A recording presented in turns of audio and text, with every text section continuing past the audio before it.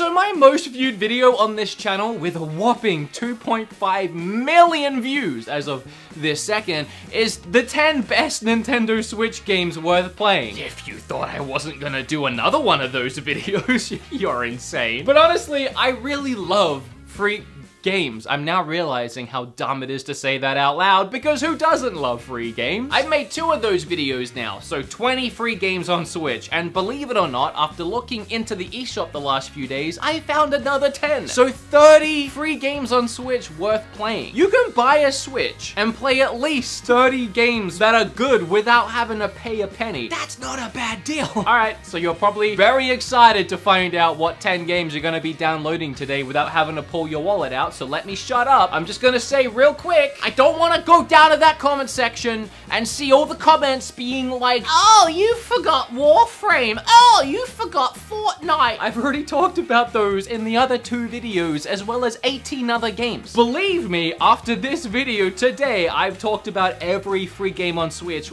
worth talking about. So if there's one you love, and you don't see it today, go watch the other 2 videos. Oh, and that last video with the 2 million whatever, it got 56,000 likes. So if this video could get 60,000 likes, which is kind of a Herculean task, and I don't know if that'll happen, but I believe in you guys. It'd make me very happy.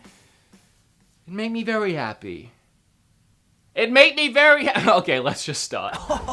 We're outside. I haven't seen this since February. Yeah, I get it. You watch all of my videos, but the one thing you never get to see? My feet. Stylish, huh? I swear it wasn't windy at all until I started recording. Also, they're comfortable, lightweight, breathable, stretchy, and they're even waterproof. I actually haven't. Whoa! Okay, I need to actually get a slow-mo shot of that. See, my phone is fine. Okay, honestly, Vessi is an incredible footwear company. Via their community fund and their pay what you can model, they help members of the community during this time by funding those in the community who are already working on amazing projects. The great news is that their product is not only quality, but the only shoe you will need, whatever the weather or terrain. A muddy hike, submerged in water, at the gym, or just popping out to the store. I'm even standing in dirt right now. I can slip on my Vessis and know that I'm covered for the day no matter what I'm doing. Plus, their shoes are 100% vegan. So, I mean, no, you can't eat them, but they are vegan. They don't use any animal products, even in like the glues. But yeah, both Kim and I have a pair of these. They're so comfortable, we can barely even tell we're wearing shoes. And right now, they have an amazing $40 off a pair of these little tree climbers. And you can get your pair, I'm out of breath from running, at vessifootwear.com/beat-em-ups. Cut, my hand hurts. Cut. Ninjala! Hey, that was pretty good. Ninjala is pretty fun, I think. It has heavy Splatoon vibes. If Splatoon was free to play and it had a battle pass, loot crates and other microtransactions, but I'm not complaining. None of that is intrusive on the Ninjala experience, and I just think we're at the point where all of that stuff is the norm and we're just used to it, especially in these free-to-play games. The gameplay is fast-paced and furious, and also completely confusing. I've never played a game for this long and felt so good at it, like I win almost every time. And yet, I have no idea what I'm doing. In battles, I just button mash anything that comes up on the screen, and I hope for the best. And it seems to work most of the time. It's all about getting points from eliminations or these point balloons, and honestly, I find that other players are too focused on killing each other, so I run around cleaning up all the point balloons for an easy victory. My biggest complaint is that the game gets stale very quickly. It only has one map and one style of playing, not much strategy or variation, so every game feels almost identical. Even when I try and mix it up with different weapons, it all kind of amounts to feeling the same. So even different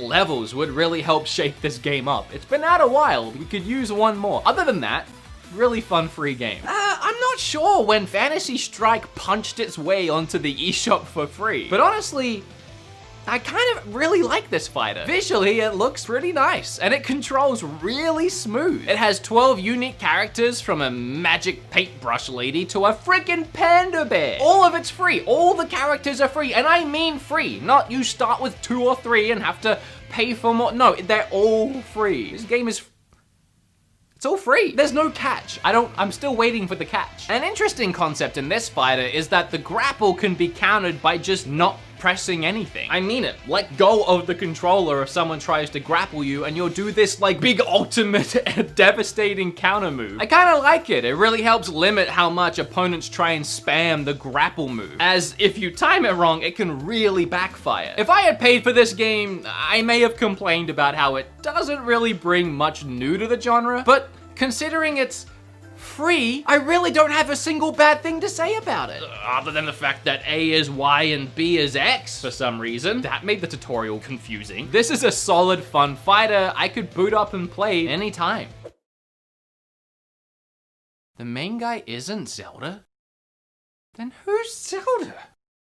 Okay, you want to continue talking about free games I had no idea were on Switch, no idea when they got there? Turns out they're really actually pretty fun, even though they look like they shouldn't be. This one's called Island Saver, and it surprised the heck out of me. I can't recommend this one enough for any parents out there. Download this game for free and let your kids just run wild. Trust me, you'll see what I mean in a moment. To start, it's legitimately surprisingly fun. You run rampant around an island with a blaster that can suck in trash, water, coins, and more. You use it to clean up the pollution around the island, and as you do, it brings the world back to life, both with flora and fauna. Creatures called Bankamals will spawn as you clean up the environment. When you find them, they'll be drained of all color, but then as you restore the island and feed them, they'll grow fat with coins. Like, you know, one of them old piggy banks you'd smash open and get all your pennies out of, except you don't harm them, you just get the coins out, restore color to them, and then you have these cute little freaking creatures running around. You can even add them into your Pokédex style index, which has a nice collect them all addictiveness about it. It became pretty clear to me as I was playing that the game was all about teaching young minds the ins and outs of environmental care, the fundamentals of saving up money and having a working bank account, even down to using your own PIN number at the ATMs. And don't steal my PIN number now that you know mine. I only have like 20 coins left, please don't take them. Even down to the concept of paying taxes. Every 10 coins you collect, a tax robot will appear and take one away. That's a tad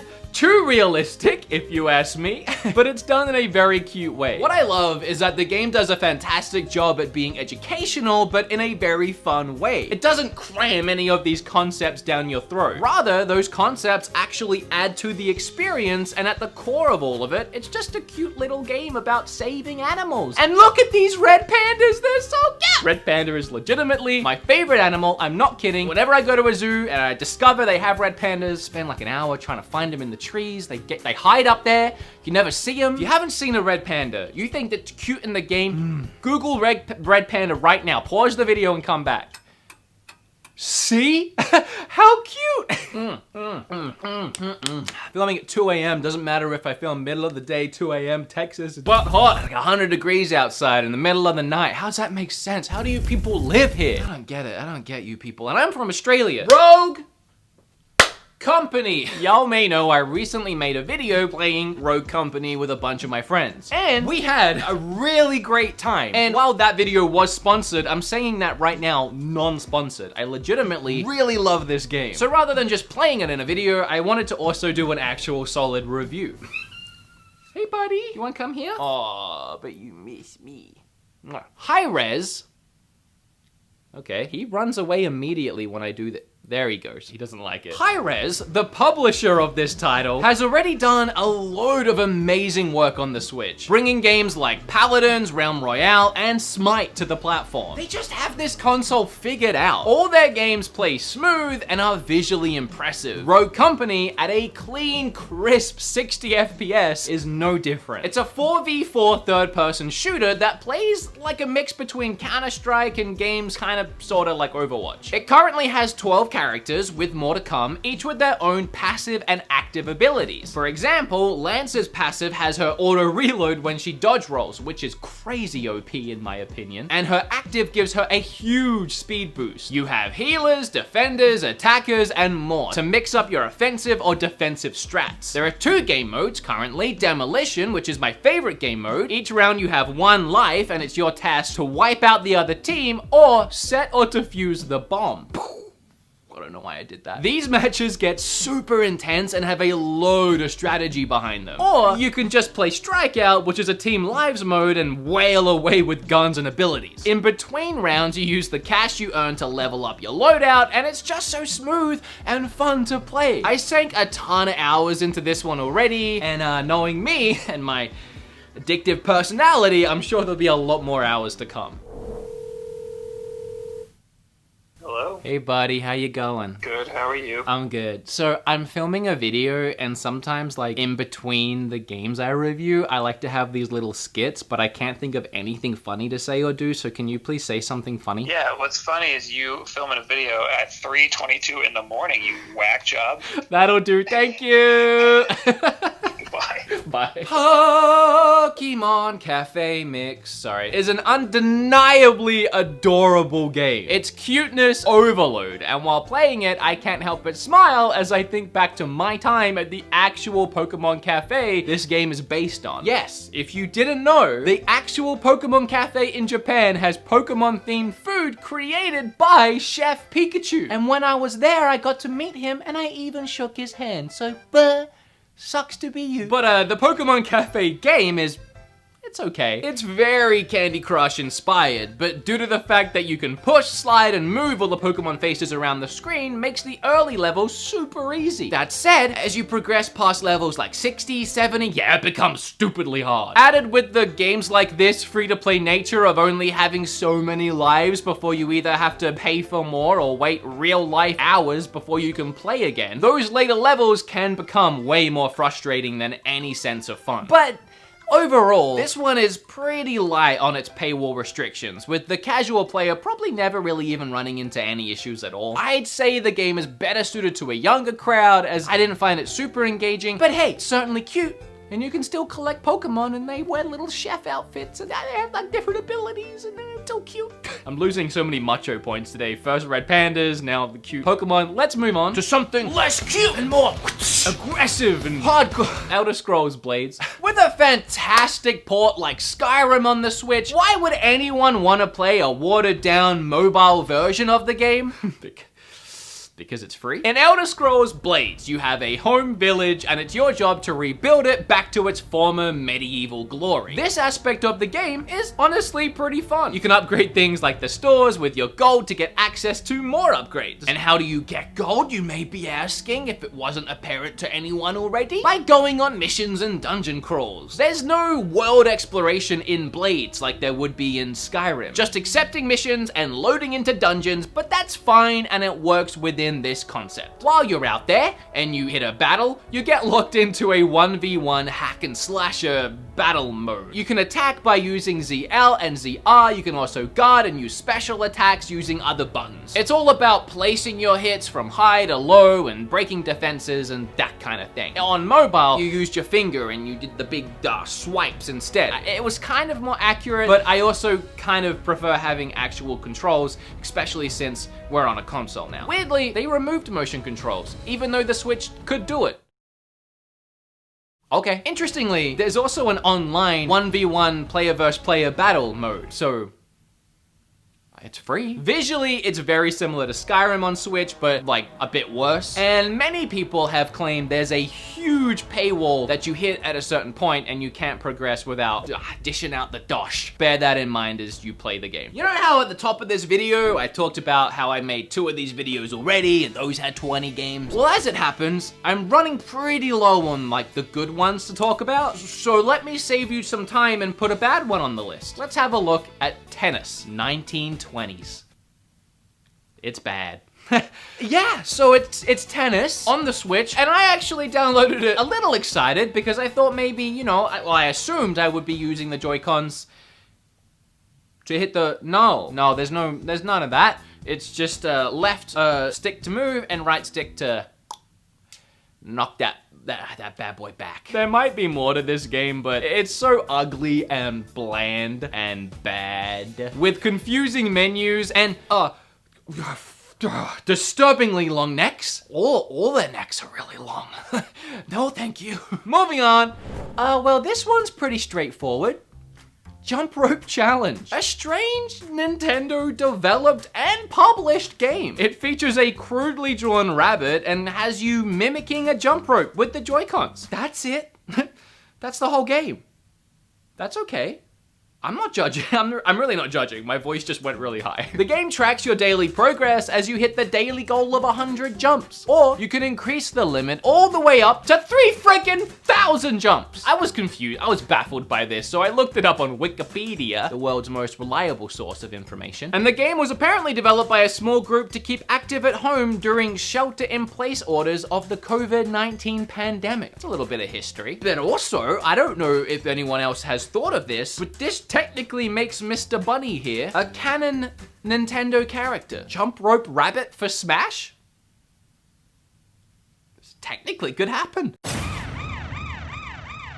Oh, get your war face on. Get your war face. Oh, you gotta love when a game on Switch runs at above 30 FPS. And in the case of Warface, you get exactly that at a smooth, steady, locked 40 FPS, but hey, that extra 10 is better than 30, right? This game is by far the best online FPS on the system, and the fact that it's free is almost unbelievable. There's online co-op levels, spec op story levels, and a plethora of versus modes. Battle Royale, Bag and Tag, Team Deathmatch, Storm, Blitz, Plant the Bomb, Free for All, and Capture. Also, there are hundreds of unique weapons and a load of different loadouts. But SED is by far the most powerful. You play as a souped up Terminator with a massive machine gun. It's kind of overpowered, but hey, I don't complain when I'm racking up those kills.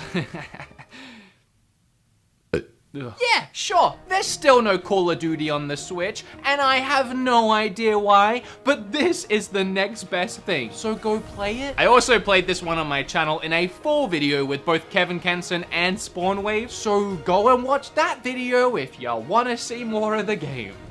Okay. Alright, look, you gotta level with me here, you little nitpickers. You gotta let me have this next one, okay? There is only 52 items listed under free games on the eShop. That leaves like 12 we haven't talked about, and that includes like the Nintendo Online service and some just games that they're bad. Even for free, they're bad. So I've talked about all of the games worth mentioning, believe me, which left me when I was writing this video at 9 games. And I couldn't have the title 9 free. No, that messed up my OC. I need 10. It's a nice round number. So, Wolfenstein Youngblood Trial Edition is technically completely free. Yeah, the entire 30-hour adventure shooter is free to play. If someone else you already know has the game already and invites you to play the game with them via Buddy Pass. So yeah, you know, you don't need to buy the game to play it, you just need to have a friend who already has the game. It's also listed under the free-to-play section, so assuming you'll let me have this one, Youngblood is a spin-off game to the recent Wolfenstein sequel. And while it can be some fun to play in co-op, I actually don't like this game very much, and I finished it. So, don't get me wrong, all the fun gameplay the series has become known for is here, and in many ways improved. But there is little to no story, world building, or direction in this spin-off title. You get a little itsy-bitsy cutscene at the start, then it's 25 to 30 hours of linear backtracking through levels and blowing up bad guys until the end of the game where you hit one more itsy-bitsy cutscene and then credits. It's not bad, it's just a game. It's just another game. It's not one you have to play, it's there. And actually, bringing a buddy along via the free pass is the only way I really recommend playing this. I could not imagine struggling through this mess on my own. That said, we covered so many great free games today, but I wanna know which was your favorite, or if you have a favorite free game that wasn't on this list, feel free to leave it down below. I really do like making these videos because it's fun and highlighting these free-to-play games, and then now you guys can spend the rest of the day probably playing a game for free you'd never heard of before because of my video. That's fine. I like that. I like the idea of that, and I hope you guys like these videos as well. Again, please like the video if you did enjoy it. If it helped you out, subscribe if you want more of these videos. Remember to check out today's sponsor as well. The links for that will be down below. And now with all this filming video crap out of the way, I can go play some more jump rope challenge. Okay, bye. What a lame way to end the video. Bye.